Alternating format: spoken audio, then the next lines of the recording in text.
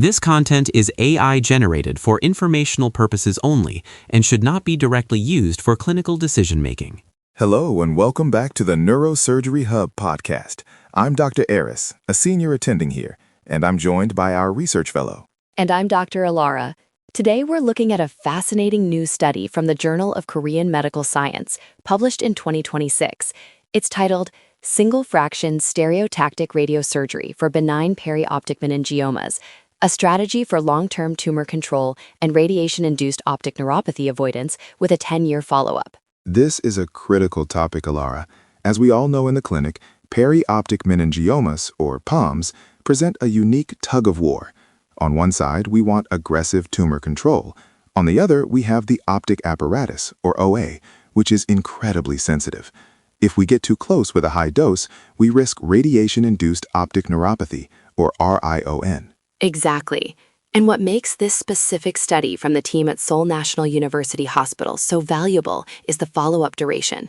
They didn't just look at 2 or 3 years. They looked at a median of 152 months. That's over 12 years of data.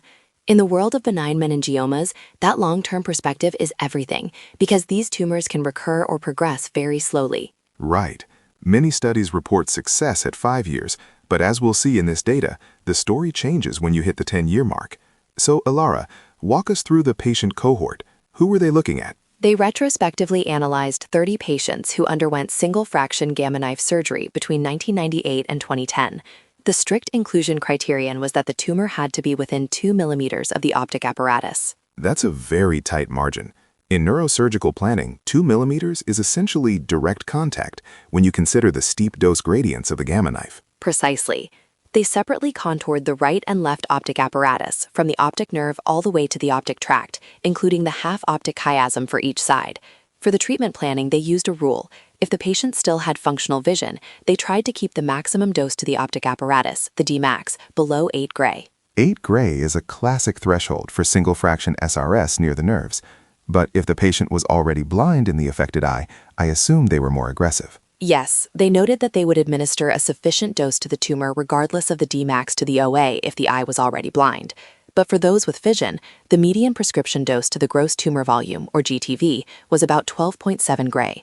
However, because they were trying to protect the vision, the coverage rate was actually quite low, averaging only 76.7%. That's a significant point for our residents listening. When we talk about coverage, we mean the percentage of the tumor volume receiving the full prescription dose. If you're only covering 76%, you're leaving nearly a quarter of the tumor underdosed to save the nerve. And the study team actually did something very thorough during their analysis. They revised the tumor contours for the study, establishing what they called a new GTV. They realized that in the original plans, the dural tail and certain tumor portions were sometimes omitted. When they recalculated based on this more accurate GTV, the D98%, the dose covering 98% of the tumor, was only 7.0 gray. That's quite low for a meningioma. So let's get to the meat of the study. What happened to these tumors over that 10-year span? This is where it gets sobering. The actuarial progression-free survival, or PSS, was 90